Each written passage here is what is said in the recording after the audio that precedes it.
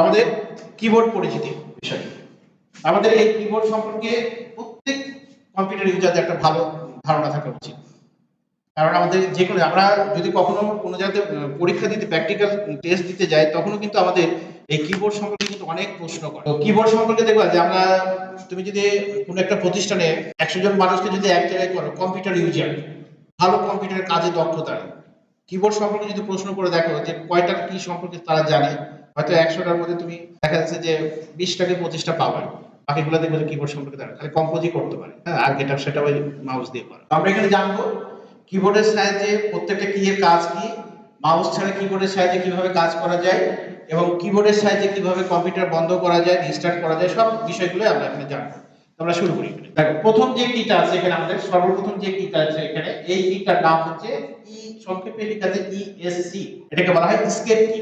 এই কি এর কাজ হচ্ছে কি আমি প্রত্যেকটা কি এর কাজের কি বলবো এবং কি এর সাথে সাথে একটা প্র্যাকটিক্যাল আমি একটা উদাহরণ দেব, ঠিক আছে? সেই জন্য আমি আরো একটা যেকোনো একটা প্রোগ্রাম একটা ওপেন করে নিই। আমরা এখানে এই এসকেপ কি এর কাজ হচ্ছে যে আমরা কম্পিউটারে কাজ করতে করতে কম্পিউটারে অনেক সময় দেখা যায় যে আমাদের অনাকাঙ্ক্ষিত কিছু মেসেজ ভেসে চলে আসে বা কোনো একটা ডায়লগ বক্স বা কোনো একটা কিছু চলে আসে, আর এই সিচুয়েশনে যদি মাউসটা যদি নষ্ট থাকে তাহলে সেটাকে আমরা কিভাবে আউট করব? তখন আমরা এই এসকেপ কি এর ব্যবহার করব। যেমন ফর এক্সাম্পল হিসেবে আমি এখানে একটা দেখাই, যেমন ধরে এই যে মাইক্রোসফট ওয়ার্ড, তুমি এখানে কম্পোজিট কাজ করছো, করতে করতে হঠাৎ কোনো কারণে দেখা যাচ্ছে কোনো একটা প্রিন্ট ডায়লগ বক্স চলে আসে, এটা তোমার এখন দরকার নাই বাট চলে আসছে, কিবোর্ডে কোনো একটা জিনিসের চাপ পড়েছে তুমি নিজেও জানো না কিন্তু চলে আসছে, এখন এটাকে আউট করবে কিভাবে? মাউস তো নষ্ট, মাউস যদি আমার ভালো থাকতো তাহলে আমি কি করতাম, এই ক্রস বাটনে একটা ক্লিক করতাম বা এখানে ক্যান্সেলে ক্লিক করতাম করে এটাকে আউট করে দিতাম, কিন্তু মাউস তো পুরোপুরি ড্যামেজ। তাহলে আমরা তখন এই কিবোর্ড থেকে আমি এই এটাকে জাস্ট একবার চাপ দিলাম চলে গেল। এখানে যে কিটা হাইলাইট হচ্ছে, এখানে কয়টা কি আছে? 12টা কি আছে। এই 12টা কি এর নাম ফাংশন কি হয় বা ফাংশনাল কি বলা হয়। এই 12টা কি এর কাজ কিন্তু সব প্রোগ্রামে কিন্তু একই রকম না। পৃথিবীতে যত কম্পিউটার রিলেটেড প্রোগ্রাম আছে সব প্রোগ্রামের ক্ষেত্রে কিন্তু সব 12টা কি একরকম কাজ করে, প্রোগ্রাম ভেদে এর কার্যকারিতা ভিন্ন ভিন্ন রকম। তবে একটা কি এর কাজ সব প্রোগ্রামের ক্ষেত্রে এক, সেটা হচ্ছে F1। তো আমি এই 12টা কি সম্পর্কে এখন কিছু বলবো না, কারণ এই 12টা কি নিয়ে আমার আলাদা একটা প্রেজেন্টেশন আছে, 12টা কি এর উপরে আলাদা একটা প্রেজেন্টেশন আছে, সেইটাতে জানি এটাকে ব্যাখ্যা করব। এখন শুধু বললাম যে এটা আমাদের ফাংশনাল কি, ঠিক আছে?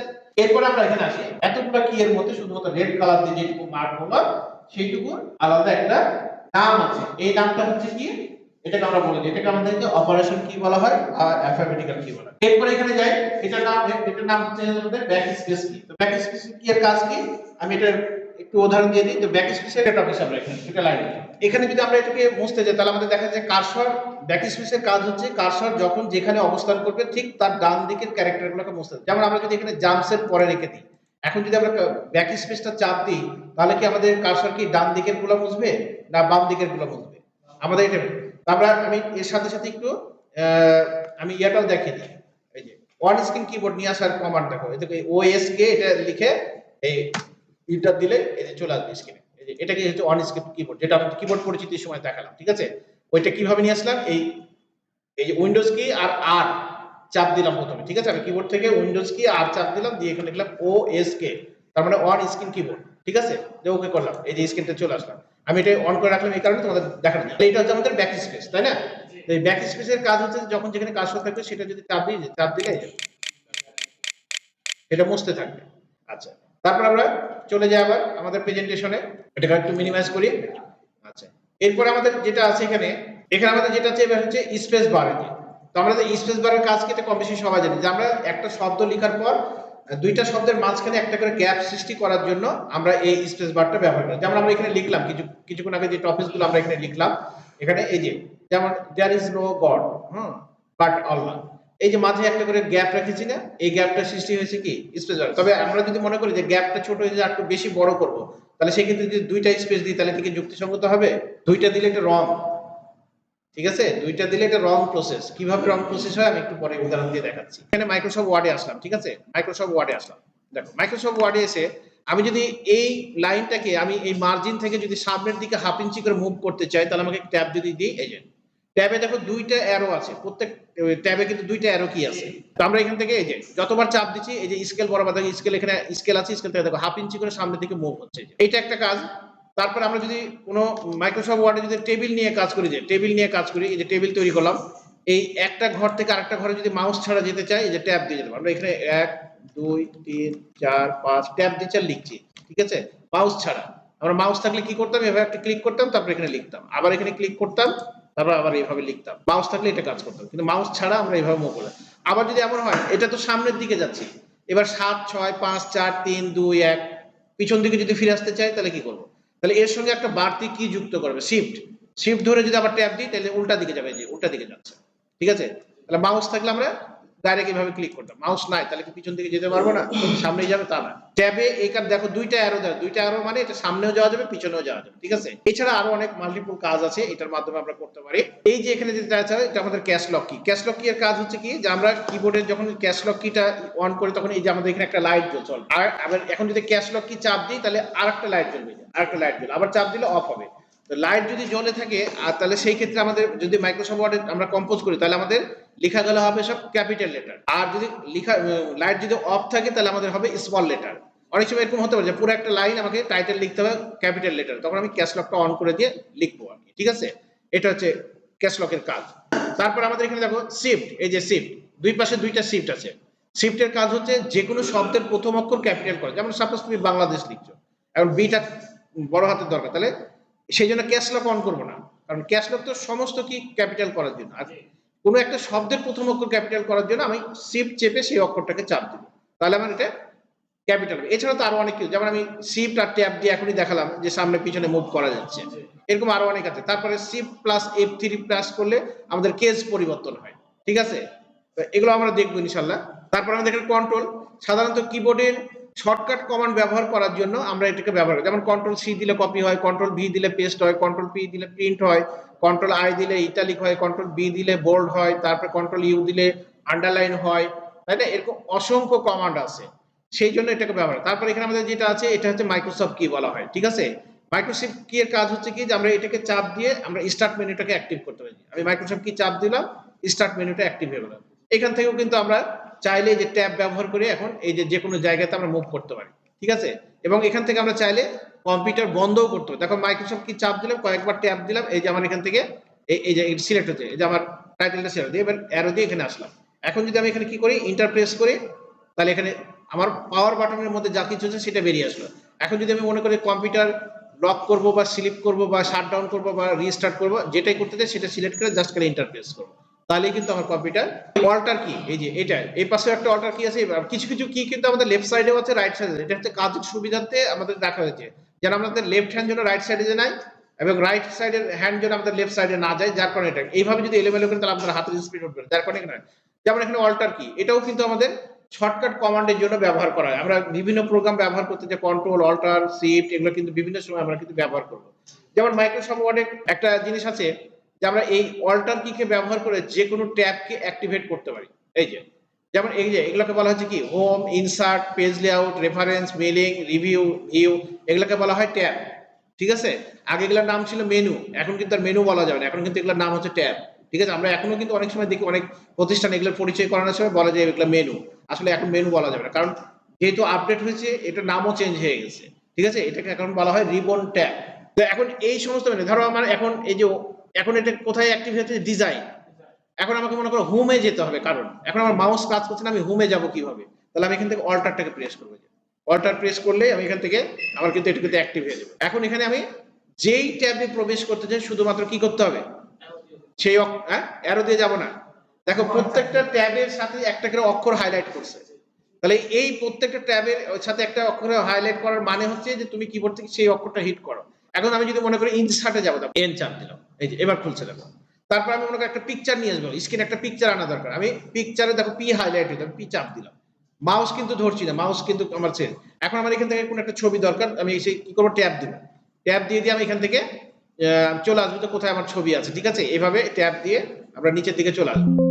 শর্টের মধ্যে কি আছে, সাপোজ ধরে এখানকার কোনো একটা ছবি আমার নেওয়া দরকার, আমি সেটাকে সিলেক্ট করলাম, এই ছবিটা আমি সিলেক্ট করে ইন্টার, দেখো আমার স্ক্রিনে কিন্তু ছবি চলে আসবে মাউস ছাড়া কোনো রকম। আমরা এই কাজটা যদি মাউসের দ্বারা করতে কি করতে তাহলে আমাদেরকে আমরা এই যে ইনসার্টে ক্লিক করব, পিকচারে ক্লিক করব, তারপরে যে ছবিটা নিতে সেটা সিলেক্ট করব, তারপরে ইনসার্টে ক্লিক করব, মাউস আসবে। এটা মাউস দিয়ে আনলাম, আর এটা মাউস ছাড়া আনলাম, ঠিক আছে? তারপরে এইভাবে নিয়ে আসতে পারবো, ঠিক আছে? আমরা এখানে ইন্টার কি এর কাজ হচ্ছে যে আমরা একটা লাইন লেখার পর পরবর্তী আরেকটা লাইন লিখতে গেলে আমরা যেমন এখানে এই যে একটা লাইন লিখলাম, এখানে লেখার পর আরেকটা করে লাইন লিখতে গেলাম, হ্যাঁ, এই লাইন লেখার পরে আমি যদি মনে করি যে এই লাইনটা লিখলাম, নিচে আরেকটা লাইন লিখবো, তারপর কি করতে হবে, ইন্টার চাপ দিতে হবে, দিয়ে আমি পরবর্তীতে এখানে আবার লিখতে পারবো, ঠিক আছে? এইভাবে। তাছাড়া আমরা যে কোনো ফাইল ফোল্ডার সিলেক্ট থাকা অবস্থায় ইন্টার যদি প্রেস করি তাহলে সেটা ওপেন হয়ে যাবে। তারপরে আমাদের এখানে এই যে একটা কি আছে, দেখো এই যে এই কিটার কাজ, এটাকে বলা হয় প্রপার্টিজ কি। প্রপার্টিজ কি এর কাজ হচ্ছে কি, যদি কোনো কারণে দেখা যায় মাউস ভালো আছে কিন্তু রাইট সাইডের বাটন কাজ করছে না, যেমন ফর এক্সাম্পল হিসেবে আমি এখানে বলি, যেমন মনে করো আমার এখানে সাপোজ এখন এখানে লিখলাম, মনে করো বাংলাদেশ লিখতে যে আমি বানানটা ভুল করলাম ইচ্ছা করে, দেখো ঠিক আছে, বাংলা ই এস এইচ না দিয়ে আমি শুধু এইচ দিলাম, ঠিক আছে, তার মানে ভুল, তাই না? এই যে এখন আমি যদি রাইট বাটন ক্লিক করি, এই দেখো আমরা বাংলাদেশ অথবা বাংলাদেশের দুইটা সাজেশন দিয়েছি, যেটা আমার দরকার সেটার উপর আমি ক্লিক করলাম, ঠিক হয়ে গেল। এখন এই কাজটাই এখন যদি আমার মাউসের লেফট বাটন যদি কাজ না করে তাহলে কি আমি এটা কারেকশন করতে পারবো না? সেটা কিভাবে করবো, দেখো যে ভুল, ঠিক আছে, নিচে আন্ডারলাইন রেড কালার দেখাচ্ছে মানে এটা ভুল। এখন এটা আমি কি করবো, যে কিবোর্ড দিয়ে প্রথমে অ্যারোর মাধ্যম দিয়ে এখানে চলে আসলাম, মানে বাংলাদেশ লেখার মধ্যে যে কোনো জায়গাতে কার্সারটা আমি রাখলাম, রাখা কিবোর্ডের এই যে প্রপার্টিজ যে কিটা আছে এই কিটা একবার আমি চাপ দিলাম, এই কিটা একবার চাপ দিলাম, এই যে চাপ দিলাম। তারপরে এবার মনে করো আমার বাংলাদেশি না বাংলাদেশ দরকার, তাহলে আমি এখন বাংলাদেশ তো নিচে আছে তাই না, নিচে আসবো কি দিয়ে, এখানে চারটা অ্যারো আছে না, এই যে ডাউন অ্যারো দিলাম, উপরের দরকার হলে আপ অ্যারো দেবো, ঠিক আছে, দিয়ে ইন্টার প্রেস করবো, এই ইন্টার অথবা এই ইন্টার যে কোনো একটা চাপ দিলাম, এই যে বাংলাদেশ ঠিক হয়ে গেছে। তাহলে কি মাউস ছাড়া হলো? আচ্ছা, তাহলে মাউসের রাইট বাটন যদি কখনো নষ্ট হয়ে যায় মাউস ফেলে দেবো না, ঠিক আছে, লেফট বাটন তো ঠিক আছে, ওইটার বিকল্প হিসেবে এখানে কি আছে, ঠিক আছে? আচ্ছা, তাহলে এবার আমাদের এখানে যেটা আছে সেটা হচ্ছে কিছু স্পেশাল কি এখানে, যেমন ইনসার্ট আছে, ডিলিট আছে, তারপরে হোম আছে, তার ইন্ড আছে, তার পেজ আপ পেজ ডাউন আছে, ঠিক আছে? তো আমাদের এখানে কোনটার কাজ কি সেটা আমরা দেখি। তো যেমন আমি ডিলিটের কাজ কি সেটা আগে বলে দিই। ডিলিটের কাজ হচ্ছে এটা তো অক্ষর মোছা, তো এটা কিভাবে মুছে আমরা একটু দেখি। আমরা দেখলাম যে ব্যাক স্পেস দিয়ে আমরা সামনের দিকে মুছছে, আর ডিলিট দিলে দেখো এবার এই যে এইদিকে ডান দিকে মুছছে, ঠিক আছে, এভাবে ডান দিকে মুছছে। আবার আরেকটা বিষয় দেখো, এর সাথে যদি আরো একটা কি যুক্ত করি তাহলে কি হবে, আমরা এখানে যেমন মনে করো আমরা এখানে এই যে ব্রাউন, ঠিক আছে, আমরা এখানে এই যে এটাকে একবারে মুছতে যাচ্ছি, একবার ডিলিট ব্যাক স্পেস দিলে তো একবার করে চাপলে একটা করে মুছছে, এই একটা করে অক্ষর মুছে, একটা অক্ষর মানে একটা ক্যারেক্টার, ঠিক আছে? তো আমরা এখানে এর সাথে যদি আরেকটা কি যুক্ত করি, যেমন কন্ট্রোল যোগ করে ব্যাক স্পেস দিলাম, দেখো ব্রাউন একবারে শেষ, তারপরে কুইক একবারে শেষ, এবার কন্ট্রোলের সাথে ডিলিট দিচ্ছি, এবার of over the lazy dog, একটা করে শব্দ একবারে যদি মুছতে চাও তাহলে কন্ট্রোল চেপে ধরে ব্যাক স্পেস আর ডিলিট। ডিলিটের কাজ হচ্ছে ডান দিকের অক্ষর মোছা, আর ব্যাক স্পেসের কাজ হচ্ছে সামনের বাম দিকের অক্ষর মোছা, এটা হচ্ছে ডিফারেন্স, ঠিক আছে? তারপরে হোম আর ইন, হোম আর ইন এর কাজ কি হচ্ছে, দেখো আমার এখানে এই যে there is no god, হ্যাঁ, বাট আল্লাহ মোহাম্মদ মোহাম্মদ মুস্তাফা সাল্লাল্লাহু আলাইহি ওয়াসাল্লাম ইজ দ্য মেসেঞ্জার অফ আল্লাহ, ঠিক আছে? এখন আমার কাজটা কি আছে, শেষে আছে লাইনের, আমি যদি এখন এই জায়গাতে নিতে চাই দিয়ে এখানে দেয়ারের এখানে, তাহলে আমি তো আই মাউস ভালো থাকলে যে আই বিনটা নিয়ে যে ক্লিক করবো এই যেখানে চলে আসবে, যেখানে ক্লিক করবো সেখানে, কিন্তু মাউস নষ্ট, সামনে যাবো কি করে, হোম চাপ দিলাম, দেখো যে হোম সামনে চলে গেছে, দেখা যাচ্ছে, এই যে সামনে চলে আসছে, এই যে কার্সর এখানে ব্লিঙ্কিং করছে, এটা হচ্ছে কার্সর। আবার ইন চাপ দিলাম, এই যে লাইনের শেষে চলে আসছে। আবার এখানে যদি আমার যদি পেজ অনেকগুলো থাকে, আমি অনেকগুলো পেজ ক্রিয়েট করে ফেলি, মোটামুটি এখানে দেখা যায় কতটা পেজ করলাম, 15টা পেজ, দেখো 15টা পেজ হয়েছে, ঠিক আছে? এখন আমি বর্তমানে কত নম্বর পেজে অবস্থান করছি সেটা কি স্ক্রিনে দেখে তাকিয়ে বোঝা যাচ্ছে? 15 নম্বর। এখন আমাকে এক লাফে চলে যেতে হবে 1 নম্বর পেজে, তাহলে কিভাবে যাব? এখান থেকে যদি স্ক্রলিং করি তাহলে অনেক ধরে বসে থাকতে হবে, আবার যদি মাউসের গোল বাটনটা চাপাই তাও এরকম করে ঘোরাতে হবে, ঠিক আছে? তাহলে অনেক সময়ের ব্যাপার। আমি 15 নম্বর থেকে 1 নম্বরে চলে যাবো, বা 1500 নম্বর থেকে 1 নম্বরে চলে যাবো, জাস্ট কন্ট্রোল চেপে হোম, এই যে 1 নম্বরে চলে আসছি। আবার যদি লাস্টে পেজে যেতে কন্ট্রোল চেপে ইন, দ্রুত মুভমেন্ট করার জন্য। আর যদি আমরা এই যে পেজ আপ পেজ ডাউন, এইটা এই যে পেজ আপ পেজ ডাউন, এটা হচ্ছে কি মাউস স্ক্রলিং এর চাইতে আরেকটু ফাস্ট যাবে, যে এই যে পেজ আপ চাপ দিলাম যে দ্রুত যাচ্ছে না, একসাথে দ্রুত যাচ্ছে, ঠিক আছে? আবার ডাউন দিলে দ্রুত আসে, এইভাবে মুভমেন্ট করার জন্য এটা ব্যবহার। এখন বাকি থাকলো ইনসার্ট কি। ইনসার্ট কি এর কাজ কি? ইনসার্ট কি দিয়ে আমরা দুই রকমের কাজ করতে পারি, সেটা হচ্ছে তোমরা অনেকে জানো কিনা জানি না, এটা আমি দেখাই, ঠিক আছে, আর দুই একটা দেখিয়ে শেষ করে দেবো। তো আমরা এখানে ইনসার্ট কি এর আমরা দুই ধরনের কাজ করতে পারি, একটা হচ্ছে ওভার টাইপিং মোড করা যায় আর একটা হচ্ছে পেস্টের কাজ করা যায়। এই কাজটা করার জন্য একটু মেকানিজম করতে হবে, মানে একটু আমাদের মাইক্রোসফট ওয়ার্ডের যে নিজস্ব মেকানিজম সাইড আছে সেখানে একটু যেতে হবে। যেমন এখানে আমরা মাইক্রোসফট কিতে আসলাম, আসার পর এখানে অপশনে গেলাম, অপশনে যাওয়ার পরে আমরা এখান থেকে অ্যাডভান্সে আসবো, অ্যাডভান্সে আসার পরে আমরা এখান থেকে চলে আসি নিচের দিকে একটু, এই যে ইউজ দা ইনসার্ট কি ফর পেস্ট, এই যে টিক চিহ্নটা এটা সাধারণত দেওয়া থাকে না, এটা যদি আমরা দিয়ে থাকি তাহলে দুইটা বাটন একসাথে না চেপে একটা বাটন চাপলে আমাদের পেস্টের কাজটা হয়ে যাবে, ঠিক আছে, এটা যদি টিক চিহ্ন দেওয়া থাকে এভাবে। আচ্ছা, আর একটা ওভার ট্যাপিং কি, এটা তুলে দিলাম এবার, ঠিক আছে, এই যে এখানে আছে যে ইউজ দ্য ইনসার্ট কি to control over typing mode, ঠিক আছে, এইটা আর এইটাকে যদি টিক চিহ্ন দিয়ে দিই, দেওয়ার পর ওকে যদি করে দিই, এখন ইনসার্ট কি চাপলে আর পেস্ট হবে না, এই যে পেস্ট হচ্ছে না, চাপছি পেস্ট হচ্ছে না, এখন কি হবে, ওভার টাইপিং হবে। ওভার টাইপিং বলতে দেখা যাচ্ছে আমি এদিকে একটা কিছু লিখবো আর অটোমেটিক আমার এই শব্দটা মুছতে থাকবে আর ওটা লিখতে থাকবে, ঠিক আছে, আমি ইনসার্ট কিটা একবার অন করে দিলাম, এই যে অন করে দিলাম, এখন আমি এখানে লিখবো এ,